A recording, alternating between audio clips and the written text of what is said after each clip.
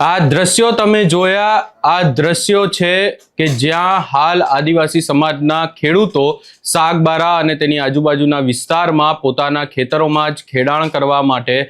ધરણા ઉપર બેઠા છે અને આ તમામ ચર્ચાઓની વચ્ચે હવે સાંસદ મનસુખ વસાવા ત્યાં પહોંચ્યા છે અને સાંસદ મનસુખ વસાવા પણ એમની સાથે ધરણા ઉપર બેઠા છે। આ સમગ્ર બાબતને લઈને વિગતે ચર્ચા કરીશું। નમસ્કાર, હું છું ઉજ્જવલ અને આપ જોઈ રહ્યા છો નિર્ભય ન્યૂઝ।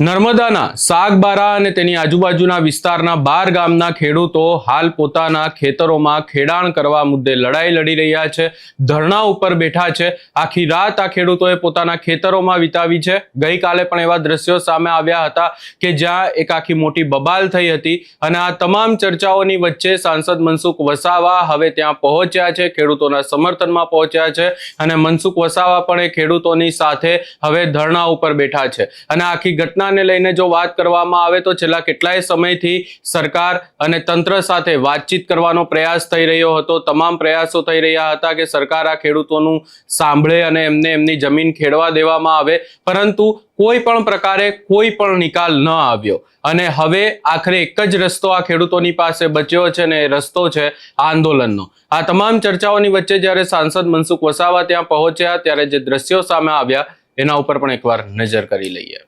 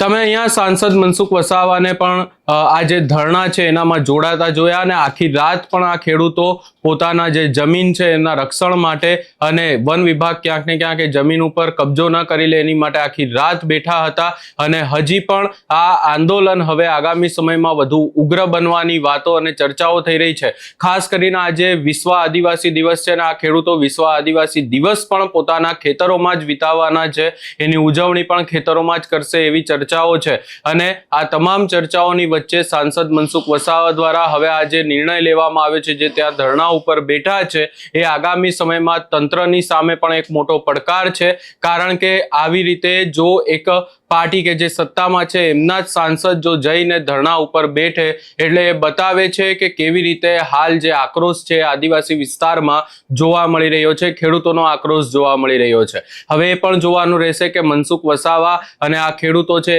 એમની સાથે હવે ક્યાંક ને ક્યાંક એમને સમજાવવાનો પ્રયાસ કરવામાં આવે છે કે નહીં, કોઈ તંત્રના વ્યક્તિ આવીને એમની સાથે વાતચીત કરે છે કે નહીં, કારણ કે આ મુદ્દો હવે ઉગ્ર બનતો એટલા માટે જોવા મળી રહ્યો છે કારણ કે અન્ય વિસ્તારના ખેડૂતોને ખેતરો ખેડવા દેવામાં આવે છે એવી પણ વાત કરવામાં આવી રહી છે, પરંતુ આ ખેડૂતોને ખેતરો નથી ખેડવામાં દેવામાં આવી રહ્યા અને આ જ આખી બાબતને લઈને આંદોલન ચાલી રહ્યું છે અને હવે ધરણા પ્રદર્શન પણ કરવામાં આવી રહ્યા છે અને આગામી સમયમાં આ આંદોલન હવે કેટલું ઉગ્ર બને છે એ પણ જોવાનું રહેશે। એની સાથે સાથે એક ચર્ચા ચેતર વસાવાને પણ લઈને થઈ રહી છે કે ચેતર વસાવા હોત તો આજે જે જેલની બહાર હોત તો પછી આ ખેડૂતોની સાથે ઊભા રહ્યા હોત, પરંતુ હાલ મનસુખ વસાવા છે અને મનસુખ વસાવા આ મુદ્દાને લઈને લડાઈ પણ આપી રહ્યા છે. આ સમગ્ર બાબતે તમારો શું અભિપ્રાય છે એ અમને કમેન્ટ કરી જરૂર જણાવશો ને અમારી ચેનલ નિર્ભય ન્યૂઝને લાઇક, શેર, સબસ્ક્રાઇબ કરવાનું ભૂલશો નહીં.